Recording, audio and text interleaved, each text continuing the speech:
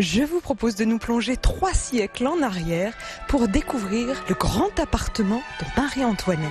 La première pièce, la salle des gardes de la reine. Regardez.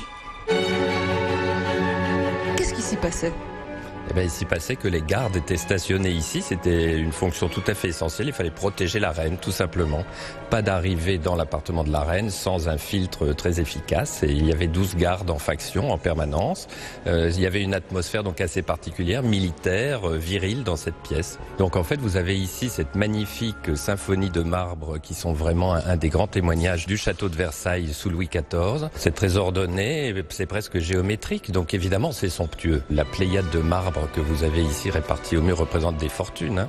On sait que Louis XIV faisait arrêter les combats pendant les guerres, même les plus féroces, pour laisser passer les convois de marbre qui venaient de Belgique. Alors je regarde au-dessus de ma tête, c'est incroyable, tout ça a été entièrement restauré en 3 ans.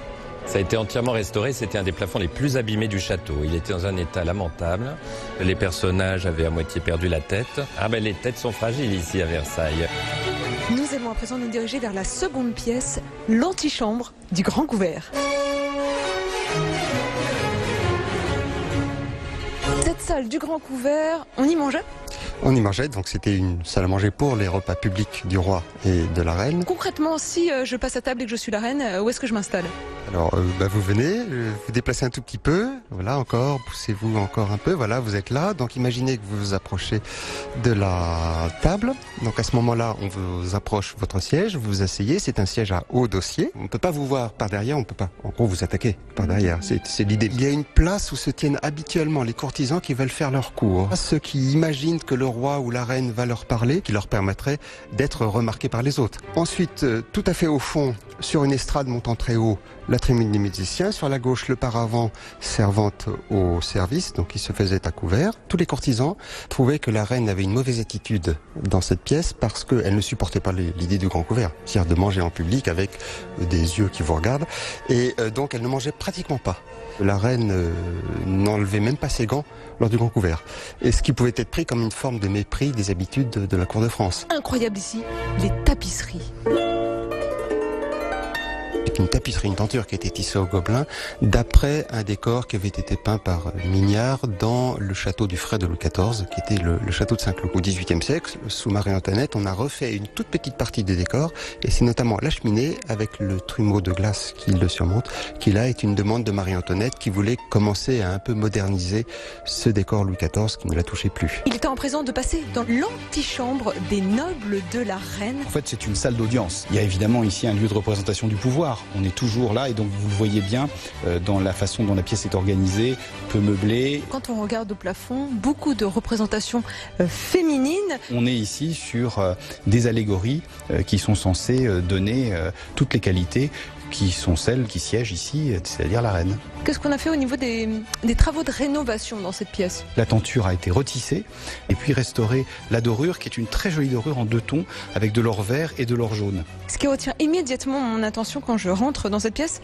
c'est ce tapis qui prend une place imposante. En fait, on avait toujours des tapis, si vous voulez, qui recouvraient la totalité du parquet. Ça permettait à la reine, effectivement, de pratiquement ne jamais poser son pied délicat sur autre chose que des choses moelleuses. Incroyable ce lustre, mais il est immense.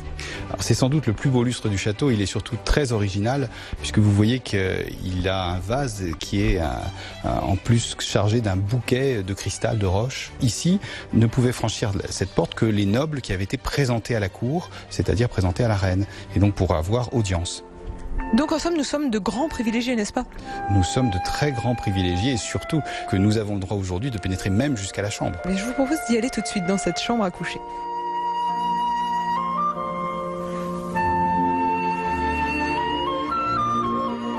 C'est le lit, la réplique exacte du lit de la reine ou son lit ?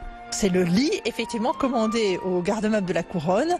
Ce décor textile est un décor extrêmement précieux, de fleurs, de rubans et de plumes de paon. L'extrême fin du XVIIIe siècle est une époque où on revient vers la nature et les décors floraux prennent une importance considérable dans l'ensemble des productions textiles. Que dire de cette architecture quand même assez rocaille? Vous avez tout à fait raison, il s'agit d'un décor rocaille et sculpté par les plus grands sculpteurs de l'époque, dont Verbergt. Tous ces tons, en fait, sont en parfaite cohérence décorative avec les grandes toiles de Boucher qui ont, elles aussi, été restaurées dans le cadre de ce chantier. Vous voyez par vous-même l'importance de cette chambre, à la fois par les dimensions du lit et puis les dames de la cour qui sont de ce côté-ci de la balustrade. Mais elle n'était pas seule dans sa chambre à coucher?